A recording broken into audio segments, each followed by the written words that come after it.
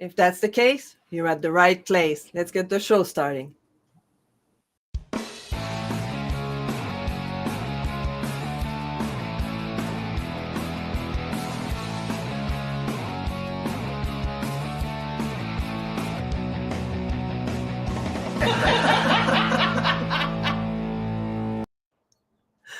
Wonderful.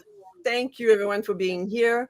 And we're going to talk about being overwhelmed and how to overcome that today. And I'm here with Marilyn and Miranda, the two M&M.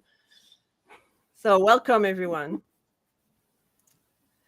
So we're here. Why are you passionate about helping people with lifestyle using your zones of genius? So why are you passionate using your lifestyle with your zone of genius? That question went away way too quick. So Marilyn, you start. Okay, so I think that you should pick your lifestyle first and then your career. So, in other words, you should plan how you want to live your life and then design the work you want to do and how you want to work around the lifestyle you want. This will reduce a lot of stress because we tend to do it the other way, and we focus on getting the job we want or what we think we want, and it really stresses you out because then you realize the job no longer fits around your lifestyle, and you have to adapt your lifestyle to fit the job, and that's not how we Mm. want to live life. No way. Yeah, I agree with you. I agree with you completely because if your lifestyle doesn't fit in your job, then you're just miserable, right? So what do you think, Miranda? Well, I believe that, our life is can be in overwhelm quite a bit. And we often, because it's such a predominant thing in our society, a lot of us just don't even recognize that it's even occurring. It's kind of like it becomes the norm. And our pets are very, what's the word I'm looking for? They're very sensitive to what's going on with us, and they can see when we're stressed, when we are fearful, when we're sad, and these different emotions, and they react to it. So they can be great indicators for us when something is not quite in balance with us. I agree. Pets are so amazing. I have a cat, and if I'm sad, he's with me. If I'm stressed out, he's stressed out. So they are a good reflection of where we are. And why are we passionate about helping people with lifestyle using our zone of genius? See my cat say yes. You're stressed out. Thanks, Tiger. Thank you. He said, "You're stressed out here. Relax." So, well, I feel that as a serenity expert, that's something that's very important for me to help my clients really finding out their why, what's important to them first, finding what's their passion, where's their mission, what do they want to accomplish in life. And once they found that out, then how do you integrate that in your personal life and your business life? That allows people to really live in equal parts with their passion and using that to help others or working in their own zone of genius. So when you're able to make an alignment with the two, that your life is just like, that's when people say, well, my work is not work, it's fun because I love doing what I do, so I don't consider it's work. And this way you never get tired, you never have resentment, you never get overwhelmed, because you could spend 12 hours in a day working that job, but it's your own work, whether it's a job or whether it's your own enterprise. But you don't get tired, you don't get overwhelmed because you're excited, you're living your passion. So I think that makes a big difference. Find out what's your passion. Let's go to our next question. Why is leisure time important for professionals to thrive in your life and business? So let's start with Miranda this time.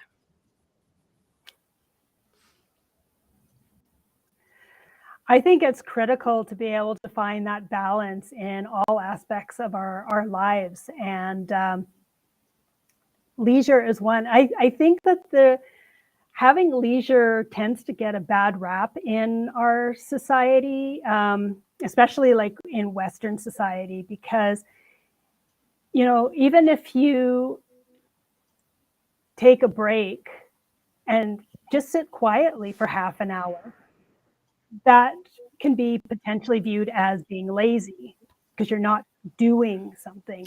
We're a society that's all about doing, and I think it's important for us to take time to just be.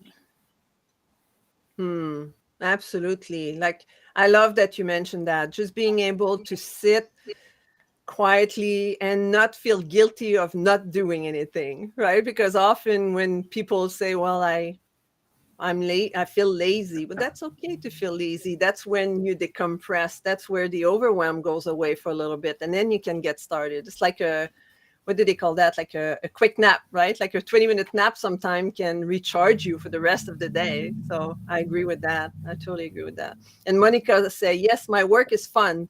Sometimes I forget about hobbies that are that are not my work.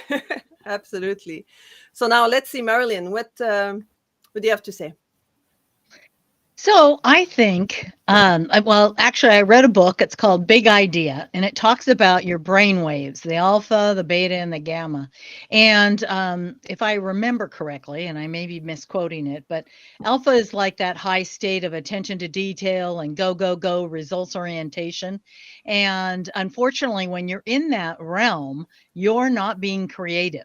You're just Mm, managing the tasks that are at hand, and then you need to have that break, that that break into a beta mode where you're relaxing and you're allowing your brain to wander. And during that state is when potentially some new ideas could come.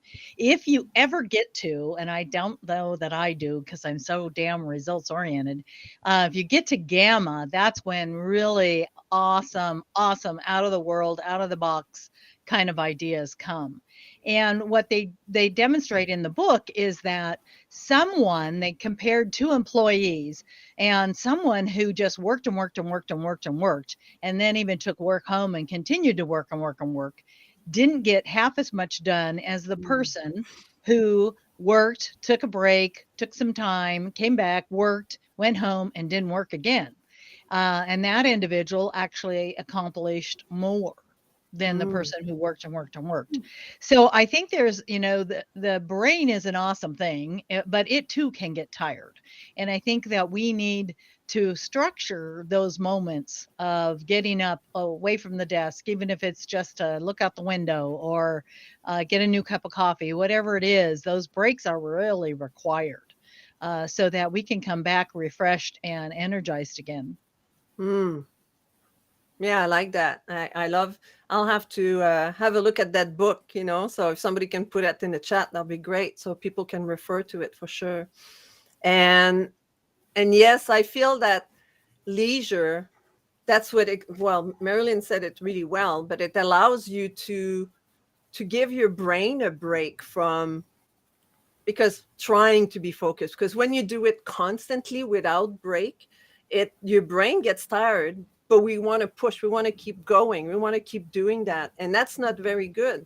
So by taking those break, um, high performance habit from Brendan Bouchard, he says also that every 50 minutes you take a 10-minute break. So you do something energetic, whether you do jumping jack or you go on a bicycle for 10 minutes or you go for a walk or you do something physical, or the rebounder, do something energetic in that 10 minutes in order to reoxygen the brain, to give yourself time to go down before you go back up, and then you can continue working, and it allows you to be able to be more focused, to be more energized, because sitting down at a desk in front of a computer screen doesn't really oxygen your brain a whole lot. And by doing that little 10 minutes of moving and exercise, even if it's just walking up and down the stairs, going the corner Mm. of the street and come back, all these things would allow you to to reoxygen your brain and give new energy into your days. Thank you, everyone. Now, next question. How has not found time to play been a problem for you in the past, and how did you overcome it? Let's start with Marilyn. Okay, well, I think the big bottom line is, getting stressed and getting, sick, to the point. And when I worked at Intel, there was a lot of cases, the projects were heavy duty, coming up to deadline, struggles. And then finally you hit that deadline and you've been just running on every ounce of energy and intuitiveness that you have. And then all of a sudden you're done. And the majority of the teams would get sick because their body finally could give up and attend to something else. So I think there's a lot of things that we need to think about. We can go, and our body will do whatever our brain tells it to do, and it'll keep going until until it can't go anymore. But there's been studies where marathon runners have been tested, and after running and running and running, they've done their blood tested, and because they were out of energy, out of protein, and out of something for their body to burn, they actually found organ particles in their bloodstream because the body needed the fuel, needed the energy to keep going and running. So, it is unfortunate that we don't realize that our body, our brain, and even, that all needs rest. But if you don't rest it, guess what? You become a real caustic person to be around, and nobody wants to be near you because you're just your mood and your attitude and everything takes on that stressed environment. Wow, I didn't know that what you've said. So that's pretty pretty amazing to be able, because I agree with you. Like there's people that think they can go forever, but eventually they get sick, right? So it's not a good thing. So what do you think, Miranda? What's your take on that? Well, I think this is something that I'm still learning. I've I've been getting better at taking breaks myself during the workday, and it's been helpful, but I still struggle with the mindset of, oh, I can only take a 5-minute break or a couple of minute break or something like that, and then I got to get back to whatever it is that I'm doing. And I know consciously that that's not the healthy way to be, but it's letting go of that mindset because it's so ingrained. And I'm not that great at the playing aspect. I want to be able to actually get better at the playing aspect and having fun. But I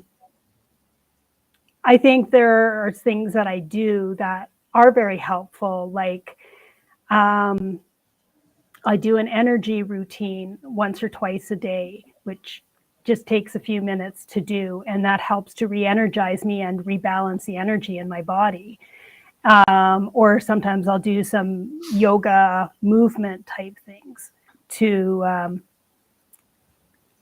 help eliminate the stress on my body from sitting for long periods of time.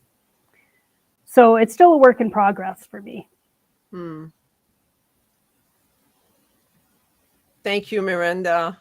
Yes, it is for a lot of solopreneur, because we tend to think that we got to do everything right away and not stop, and that can be detrimental to our health.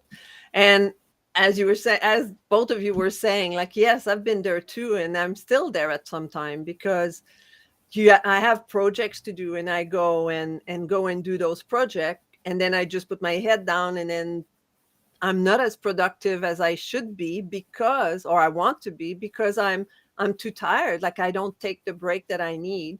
And what the problem that it causes is that maybe not on that day, but if I've been on the computer working, or even sometime wasting my time, because I found sometime the time is not used properly for all the reason of the previous question, But I found that the next day I feel like crap. I have migraine that develops, or I feel achy. So by taking more time away from the computer during the day to take a break, as I mentioned earlier, like doing more little breaks throughout the day, stretching for me is a big thing. I found that by doing that, it allows me to get my blood flowing and being able to be more productive and be more successful in the thing I want to accomplish, for sure. All right. These are great answers. So now, why should you ask for help when you're trying to add more fun in your life? So I'll get you to decide who's want to get first one that raised her hands up. We'll start. Drum roll. Okay, I'll have to pick. Miranda, you go. They don't want to go. There you go. Go ahead. Well, I think it kind of goes back.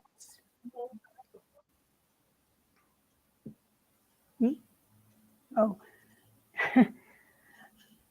Okay. So I think that it kind of goes back to the sort of the previous question, where it's like the mindset being ingrained of just doing and constantly working on whatever it is you're working on. So if we ask for outside help, then we've got somebody who's saying, hey, we've got something scheduled. Let's go out for a walk now. Let's go play with your dog, or something, like if you have a partner or something like that. It's somebody who can pull you away when you feel that resistance to come away yourself. That's great. Thank you. What about you, Marilyn? So I was thinking of, who could I delegate it to? Who could I ask, why do I have to do everything? And I know the answer for me is because I can just get it done faster than to have somebody else. But over the years, as an old person that I am, I have learned that, their way is just as good as my way. And as long as I get the results I need, it's a matter of, seeking out people to support you and help you so that things still can get done and you have the free time to do fun things. And then, I also look at, a lot of the stuff I do for fun has multiple benefits. Like, I love to kayak. Well, I also have sore shoulders. So the kayaking motion loosens up my shoulders. And my physical therapist was like so excited. Oh, you kayak? That's the best thing for your shoulders. It is that quiet time that I can get into beta mode. And who knows, maybe, someday if I pay attention enough, I might get that glimpse of gamma. But, I think there's a lot of things that we can learn, and the fun stuff actually benefits us, not only mood, but there's also physical benefits. And, depending upon if it's a hobby or something, you could be creating, you can be creating skills, developing skills, expanding your skills, that type of stuff. Because a lot of the stuff I do for fun is I hang with my ladies. I have a couple of clubs that I belong to. And, so I get to talk to a lot of women, entrepreneurs that are out there on a social level. And that's improves my communication skills, my empathy skills, as well as I have a lot of fun because we love to laugh. And Miranda, what do you do for fun? Well, every weekend, or pretty much every weekend, I go walking or hiking with a friend of mine out in nature. And, during the winter, we go into a particular area where it connects with the dog park. So then we can watch the dogs playing. Sometimes we get the opportunity to interact with them, which can be a lot of fun. And, but I also find, like, from a spiritual perspective, I find that it helps to really rebalance me, reconnect me with when I'm involved with nature. and I can allow myself to just be in nature and allow the thoughts to just kind of dissipate, even if it's only for a few seconds. That's one of the big things I do, but I also I enjoy reading, and that's one of the things that I usually do in the evening to help me relax. And I also regularly do Pilates, yoga, Nice. body movement of some sort. Wonderful. And for me, my love language is quality time. So I'm someone that likes to do things with others. Like I would not go, like I used to have a motorcycle, and I used to have people to go do motorcycling, I guess that's the word, to go run a motorcycle with. But then when I was not hanging out with these people anymore, I wouldn't go do my motorcycle on my own. So then I sold it. And so it's really important for me to integrate fun time and outside of my office time with others. So I need to associate with people that are doing activities. One thing I can do on my own is go for a walk around the neighborhood, so that I'm good to do that. And one thing I do to relax, and it gives me energy.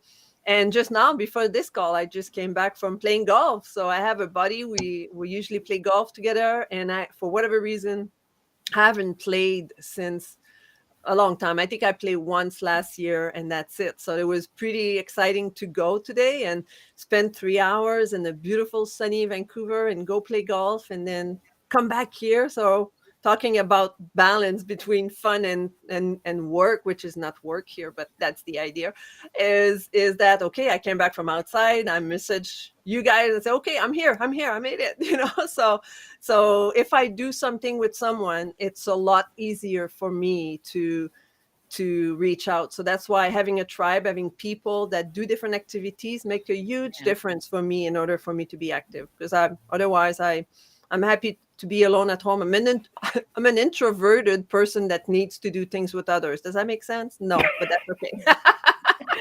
You're probably an ambivert. Yeah. I don't need a lot of people. One person's good. All right. So let's see. What is one tip for calibrating your life by focusing on your lifestyle? And I'll start with Marilyn.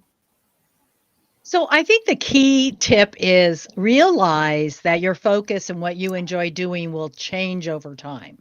My husband and I have a regular conversation on this, and we're amazed at this all the stuff we used to do when we were in our 30s and how we loved doing it. And we sit back now going, wow, that was crazy. I can't believe all the stuff we crammed into a day. And now, we still enjoy being outside and outdoors, but we view things differently, and it's okay. And it's not, partly it's because, we've done it already, and it's the excitement or the thrill or the challenge of doing it all is past. But we still enjoy several of the activities. We just look at it a little more um, at the present, like, oh my gosh, look at that sunrise, or oh my gosh, look at that sunset. Whereas before, we maybe see 1 out of 10 or 1 out of 20. We just weren't in tune with what's around. And I think that's just, things change as we change. I remember I was excited about having my kids late in life because I got to see the world through their eyes again. So I got to see, oh my gosh, yeah, that bumblebee is pretty cool. Or yeah, it's great, those flowers, honey butterflies. I walk by them all day long and don't even, until my kids are like, oh, look at that, look at that. And so now I'm back again at that stage of, oh wow, wait a minute, the flowers are blooming. Where are the dang butterflies? Well, it's so cold, I can understand why they're staying home. Nice, nice. I like that. That's so cool. And also, I wanted to bring back that you said earlier that, oh, I'm old now, but I would rather say you're wiser. You're not old. You're wiser, So Yep. we don't grow old. We grow wiser. I like that Yep. better than, Yep. saying we grow old. So Miranda, what do you think about what's your one tip for calibrating life by focusing on your lifestyle?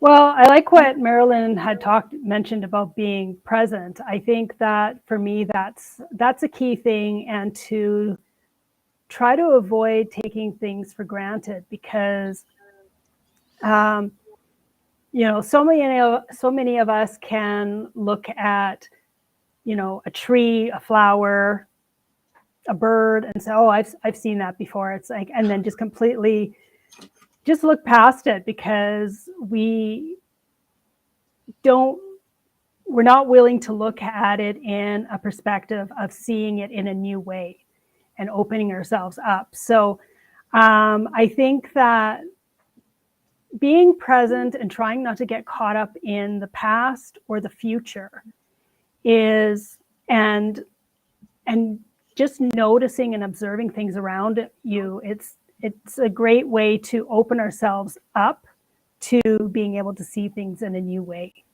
Yeah, that's pretty cool. Thank you. Yeah, just don't get caught up in your life and just take a step back. What do they say? Take a step back and smell the roses. Take time to smell the roses. So I think that's pretty cool. And for me, my one tip is to time block it. I often give that example of the jar, and you have big rocks, medium rocks, little rocks, sands, and water. And the big rocks are the fun things, the things for yourself, with your family, the leisure time. And when you put the big rocks in the jar, there's still room for a lot of stuff. But if you fill it up first with the sand, which is let's say, the work, if you fill it up with the sand, which is the work, then you can't put anything else in that jar. So when you plan your days, when you plan your calendar, think about planning and put it in your calendar and time block it and lock it and say, nothing will take me away from that. It's time for yourself, time with your family, fun time, weekends, or afternoons or evening, a date night, whatever will work for you. Put it in your calendar and plan it. So this way you will be sure that if anything else come that way, you say, no, sorry, I can't do that. I have an appointment in my calendar. You don't have to say, I'm going to go play golf, but you could say, I have an appointment in my calendar. It doesn't fit in there. And then people will book somewhere else, or you'll find ways to do different things at different times. But think about yourself first. Oh, do we have any announcement? Yes, we'll start with, I'll let the great master behind the scene decide. We'll start with Miranda. Oh, if you would like to connect with me, and if you would like to learn about how your animals' behaviors, their connection with you, and how they interact with you, you can find me at the animalfilespodcast.com. It has all our podcast episodes, as well as our socials and Gmail account as well. So you can reach out to me that way. Thank you so much. Now, Marilyn.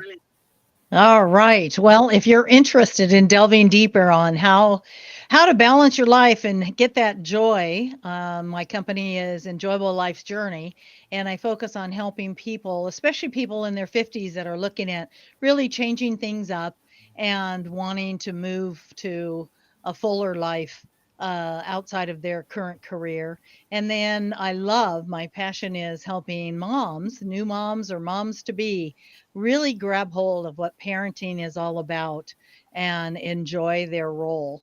So if you're interested in either of those topics and want to make some changes in your life or expand your knowledge, reach out to me at marilyn-robinson.com.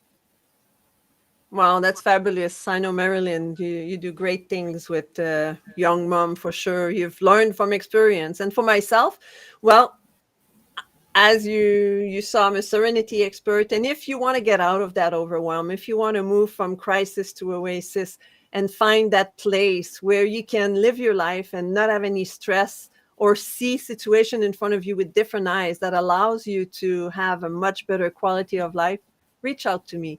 You can book on my calendar, calendly.com/serenity expert, and I would love to have a conversation with you and see if we're fit. So thank you so much, ladies, for being here with us today. It was a great show. I appreciate all your fabulous answers. Okay, now for the community announcements. In the Mink world, we have so many things always going on, but the most important part is what is in it for you. That's right. We would love for you to follow us on all of the podcast locations. So if you've enjoyed today's show and other conversations with us, you can listen to them on the go. That's right. You can go to Spotify, Apple Podcasts, iHeartRadio, and all the places you can find your podcast so that you can listen, so you can get motivated, stay inspired, keep networking, and gain knowledge on the go. Also, if you are interested in being on the show, we would love to have you be right here, a co-host on the screen. You can go to www.minklifemotivation.com/live and apply to be on the show so you can join our co-host and talk about all the conversations, all the things that entrepreneurs need to hear in this world. We are so excited to have another season go on. Back to you, Denise. Thank you so much. Yeah, join us. It's fun to be here, and the more the merrier, for sure. And I was so happy to have you here, ladies. Thank you so very much. It was a great show. And come back and see us on Wednesday morning for another episode. Bye.